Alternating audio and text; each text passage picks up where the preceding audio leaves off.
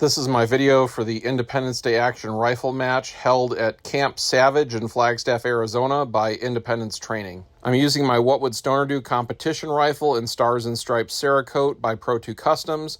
This is the same rifle I used to win American Standard Division at Woodland Brutality 2024.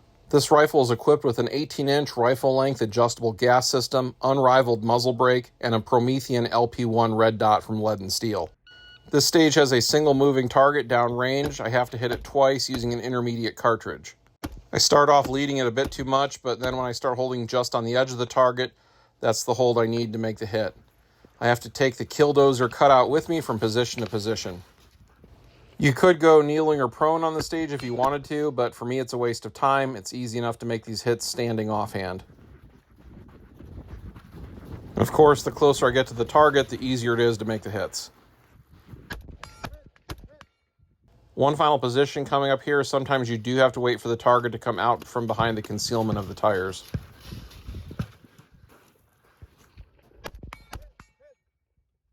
I am second in limited division on this stage.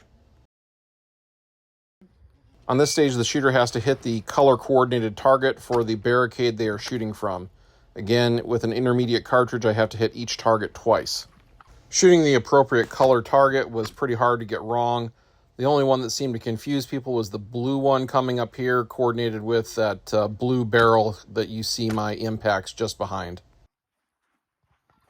While these are only 25 to 30 yard shots, some of them are headshots, so you see me pulling the rifle forend into the barricade there to stabilize. I change up how I'm holding the rifle here to keep it safely pointed downrange as I traverse over the bridge. From this obstacle, I need to shoot from the left side here. So I've switched to my right shoulder to get the right angles. And then coming around to the other side, I'm going to switch back to my left shoulder to get through this port here.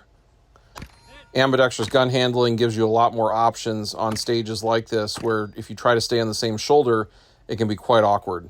Now I have to crawl underneath here for a final engagement sideways through this port. I'm glad my muzzle brake was on the other side of this plywood because that would be quite unpleasant. Stages like this really show the benefit of red dots and their unlimited eye relief. It's much easier to engage targets from these awkward positions. I'm 4th out of 10 in limited division on this stage. This is a pretty quick stage. At the buzzer, break the threshold of these containers and engage all the paper targets with a minimum of 2 hits each. I slow down for the targets towards the rear of the bay that really only have the shoulders and head showing. Again, note how I switch hands with my rifle to keep it pointed downrange as I move through the stage. From this final port, there are 2 steel targets that I got to get 2 hits each on. Again, good use of a red dot shooting sideways through there. I am 3rd out of 10 in limited division on this stage. One unique feature at this range/match is a lot of shooting uphill. I now have to run uphill through the loose gravel here, and there's going to be more targets to engage along the way. I'll take this moment to note that Flagstaff, Arizona, where this event is held, is at about 7,000 feet above sea level. Mesa, Arizona, where I live, is about 1,300 feet above sea level. Combine the higher altitude with all the blowing dust on the stage, and this is a very taxing respiratory event. You can see my cameraman starts to slow down as I get to this plateau and start to round this corner here. I'm glad for the chance to stop and engage these targets so I get a moment to catch my breath. Continuing uphill here, there's going to be another close range engagement, and then I'm going to go to a final cinder block bunker where I have to shoot across the open area at some smaller targets.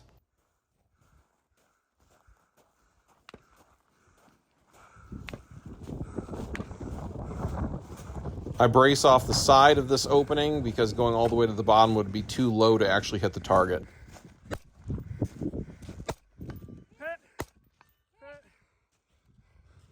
I am 4th out of 10 in limited division on this stage.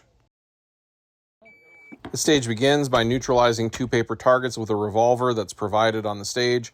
You then acquire your rifle and have to traverse under and over these obstacles.